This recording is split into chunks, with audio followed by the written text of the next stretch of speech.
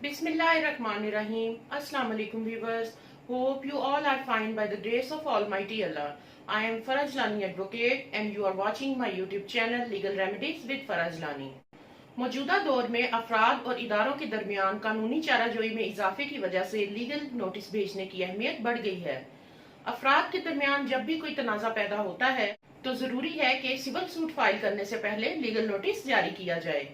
इसके अलावा कुछ कवानीन हैं जो कानूनी चाराजोई शुरू करने से पहले लीगल नोटिस को लाजमी करार देते हैं।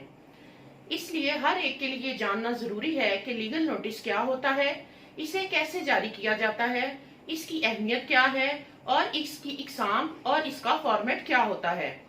इस वीडियो में लीगल नोटिस से मुतल्लिक तमाम तर तफसील बयान की जाएगी। चलते हैं वीडियो की तरफ और डिटेल से इसको डिस्कस करते हैं।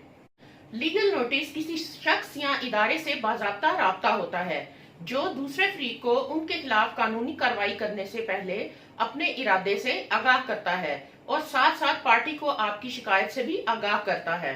लीगल नोटिस क्यों भेजा जाता है? ये एक तहरीरी दस्तावेज है जो शख्स, कंपनी या किसी और इदारे को भेजी जाती है जो कि आपकी शिकायत के बारे में मतला करती है। ये वसूल कनिंदा यानी रिसीवर के लिए एक इंतबाह है कि भेजने वाले को कुछ शिकायत हैं जिनका वसूल कनिंदा ने मुनासिब तरीके से अजाला नहीं किया। इस तरह नोटिस भेजने वाला वसूल कनिंदा को मसला हल करने के लिए मुनासिब वक्त फराहम करता है। लिहाजा अगर आपको लगता है कि आपका मसला या केस किस तरीके से हल हो सकता है तो आपको पहले दूसरे फरीक को नोटिस जारी करना चाहिए और इसे मतला करें कि आप इस मसले को हल करने के लिए तैयार हैं। लीगल नोटिस की इकसाम कौन कौन सी हैं? तो मेन इसकी जो इकसाम है वो है एक्चुअल या express legal notice, implied legal notice और कंस्ट्रक्टिव लीगल नोटिस। एक्चुअल या एक्सप्रेस नोटिस ये होता है कि कानूनी तौर पर यकीन दहानी कराई जाए कि इस मामले का असल इल्म वसूल कुनिंदा तक पहुंचा दिया गया है। ये एक किस्म का नोटिस है जो बराह रास्त मुखालिफ फरीक को भेजा जाता है। इसके बाद हम देखते हैं कि इम्प्लाइड लीगल नोटिस क्या होता है। ऐसा लीगल नोटिस जिसमें हालात और हकाइक से अंदाजा लगाया जाता है कि किसी शख्स के पास जानने का एक जरिया था और वो शख्स इस पर आयद किया जाता है। बसूरत दीगर सेंडर को कानूनी कार्रवाई शुरू करने का कानूनी हक है जिसमें FIR दर्ज कराना अगर जरूरी हो वो भी शामिल है। मिसाल के तौर पर एक शख्स A ने 3 माह बाद अदायगी की शर्त पर कारोबार की गर्ज से B से कुछ सामान लिया। अब अगर A 3 माह की मियाद खत्म होने के बाद सामान की अदायगी करने में नाकाम हो जाता है तो रकम की वसूली के लिए लीगल नोटिस भेज सकते हैं। प्री लीगल नोटिस क्या होता है? प्री लीगल नोटिस का मतलब ये है कानूनी होने से पहले, यानी ये नोटिस फ्रीकैन को लीगल नोटिस भेजने से पहले भेजा जाता है। ये पार्टीज के दरमियान एक किस्म का जाती राब्ता होता है। अगरचे कानूनी या लीगल नोटिस कानूनी चाराजोई का इंतबाह देता है और pre legal notice legal notice से पहले का इंतबाह का काम करता है। सिविल प्रोसीजर कोड यानी CPC 1908 का सेक्शन 80 लीगल नोटिस से मुतल्लिक है। इसके मुताबिक कानूनी नोटिस सिर्फ सिविल केसेस में सर्व किया जाता है, फौजदारी मुकदमात में नहीं, क्योंकि फौजदारी केसेस में हुकूमत मुजरिम के खिलाफ कार्रवाई करती है। ताहम जब हुकूमत या सरकारी अफसर के खिलाफ केस फाइल किया जाता है तो सेक्शन 80 CPC के तहत पहले लीगल नोटिस देना लाजमी है। इस सेक्शन में 3 चीजों की वजाहत की गई है। नंबर 1, नोटिस किसको जारी किया जाए, नंबर 2, नोटिस कैसे जारी किया जाए और नंबर 3 के नोटिस में क्या क्या होना चाहिए। सेक्शन 80 CPC में बयान किया गया है कि अगर मरकजी हुकूमत या सूबाई हुकूमत के खिलाफ केस फाइल किया जाता है तो उस हुकूमत के सेक्रेटरी या जिला के कलेक्टर को पहले नोटिस भेजा जाएगा। उसके बाद अगर रेलवे के खिलाफ केस फाइल किया जाएगा तो सबसे पहले जनरल मैनेजर को नोटिस भेजा जाएगा। अगर हुकूमत जम्मू और कश्मीर के खिलाफ केस फाइल किया जाता है तो हुकूमत के चीफ सेक्रेटरी या किसी दूसरे कंसर्न पर्सन को नोटिस जारी किया जाएगा। अगर किसी सरकारी अफसर के खिलाफ केस फाइल करना हो तो उसे नोटिस डायरेक्ट सर्व किया जाएगा या उसके दफ्तर छोड़ दिया जाएगा। हुकूमत या सरकारी अफसर जिसको नोटिस दिया जाता है उसको इन मसाइल का हल करने के लिए 2 माह का टाइम फ्रेम फ्राहम किया जाता है। अगर वो ऐसा करने में नाकाम रहे तो उनके खिलाफ बाकायदा कानूनी कार्रवाई शुरू की जा सकती है।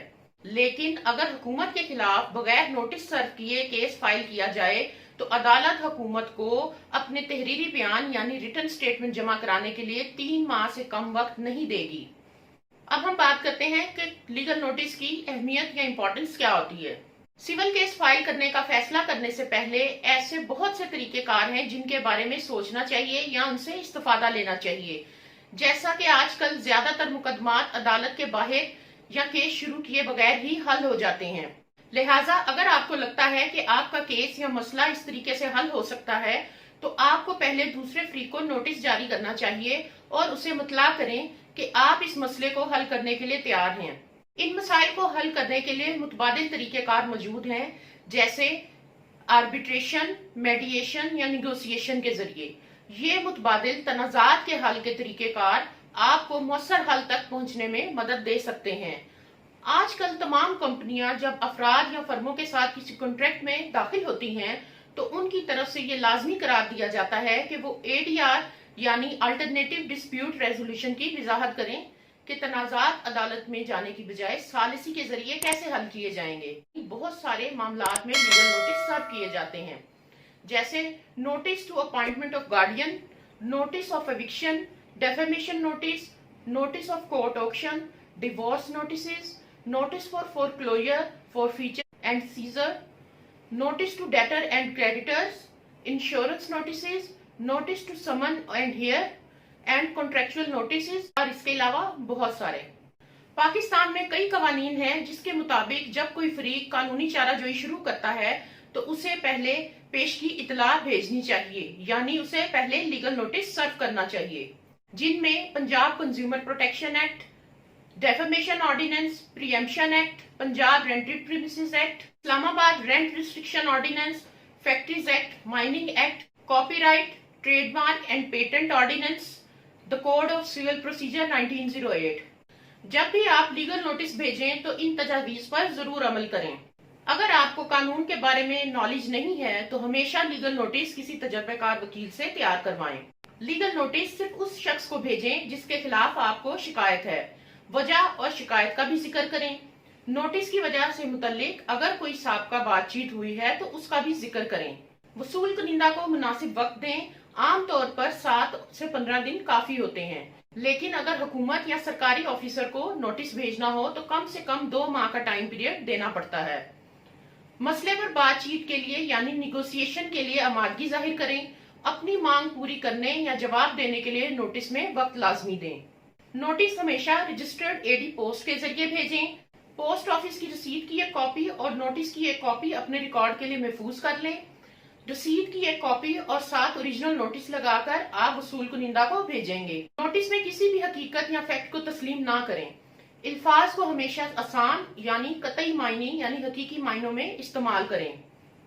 जिक्र करें कि आप किस तरीके से अपना रिलीफ चाहते हैं। अगर आपको कोई लीगल नोटिस मिलता है तो आपको क्या करना चाहिए? तो सबसे पहले आपको नोटिस भेजने वाले को कॉल करनी चाहिए और तनाजा को खुश उसलूबी से हल करना चाहिए। कानूनी नोटिस का जवाब देना लाजमी नहीं, लेकिन मशवरा यही है कि नोटिस का मुनासिब जवाब भेजा जाए। अगर आप किसी लीगल नोटिस का जवाब देने में नाकाम रहते हैं तो दूसरा फ्रीक इसे बतौर फायदा इस्तेमाल कर सकता है और केस फाइल करते वक्त वो आपको नोटिस के तकाजों पर अमल ना करने का इल्जाम लगा सकता है, जिसकी वजह से केस फाइल किया गया है। अगर आपकी राय में लीगल नोटिस में बयान करदा फैक्ट्स झूठे हों और आप लीगल नोटिस को कंटेस्ट करना चाहते हो तो आप किसी तजर्बेकार वकील से मशवरा करके नोटिस के मुंदरजात से इनकार करते हुए नोटिस का मुनासिब जवाब तैयार कर भेज सकते हैं। आपको भी नोटिस का रिप्लाई रजिस्टर्ड पोस्ट के जरिए या कुरियर के जरिए भेजना चाहिए। नोटिस का जवाब भेजते हुए ये चेक कर लें कि क्लेम टाइम बार्ड है या नहीं। अगर क्लेम टाइम बार्ड हो तो आपको नोटिस में सिर्फ इतना लिखना है कि claim is not with in the limitation period. अब हम बात करते हैं कि लीगल नोटिस भेजने के फायदे क्या क्या हो सकते हैं। तो लीगल नोटिस भेजने का एक फायदा ये भी है कि केस शुरू होने से पहले ही ज्यादातर मामला तय पाने का इम्कान होता है। और दूसरा एक और अहम और टेक्निकल फायदा ये होता है कि लीगल नोटिस सबूत यानी एविडेंस इकट्ठा करने के भी काम आता है। मसलन किसी केस में आपके पास सबूत ना हो या सबूत कम हो तो आपने अपने लीगल नोटिस में जो बातें मेंशन की होंगी तो रिसीवर यानी वसूल कुनिंदा इसका रिप्लाई करता है और इसके रिप्लाई में वो किसी फैक्ट से इनकार नहीं करता या किसी फैक्ट को डिनाई नहीं करता या भूल जाता है। तो ये एक तरह से उसका तमाम फैक्ट्स को एक्सेप्टेंस मान लिया जाएगा। यानी लीगल नोटिस के जरिए आप एविडेंस भी क्रिएट कर सकते हैं। और दूसरी सूरत ये भी हो सकती है कि अगर रिसीवर ऑफ नोटिस हमें रिप्लाई कर रहा है और बयान करता फैक्ट से डिनाई कर रहा है, तो दूसरी तरफ वो कुछ फैक्ट्स अपने भी बयान करेगा, तो मे भी उनमें से भी आपको नए सबूत या एविडेंस मिल जाएंगे, जो कि अगर केस कोर्ट में जाएगा तो आपके बहुत काम आएंगे, क्योंकि लीगल नोटिस अपने आप में लीगली एडमिसिबल एविडेंस होता है, जो कि अदालत में पेश किया जाएगा, तो आप या दूसरी पार्टी इससे मुकर नहीं सकते। इसलिए लीगल नोटिस में फैक्ट्स को सोच समझकर लिखना चाहिए। तो ये थी आज की वीडियो। आई होप आपको आज की वीडियो अच्छी लगी होगी। अगर आपको वीडियो पसंद आई है तो इसे लाइक कीजिए, और अगर आप मेरे चैनल पर नए हैं तो इसे सब्सक्राइब कीजिए, और साथ में लगे बेल आइकन को भी जरूर प्रेस कीजिए, ताकि हमारी हर नई आने वाली वीडियो की अपडेट आपको टाइम पर मिलती रहे। अगर इस वीडियो से मुतालिक आपका कोई भी क्वेश्चन है तो आप मुझे कॉमेंट बॉक्स में कर सकते हैं।